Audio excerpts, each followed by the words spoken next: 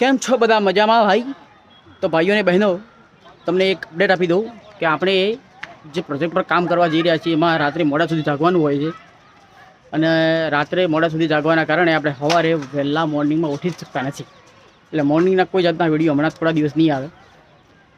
આ રીતના સાંજના વિડીયો આવશે, થોડું સહન કરજો, બરાબર? મોર્નિંગનો નજારો તમને જોવા નહીં મળે.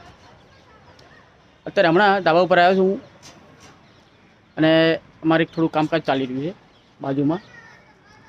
અમારા કુટુંબમાં થાય ભાઈ સોલરનું કંઈક સેટઅપ થઈ રહ્યું છે, જોઈ શકો છો તમે.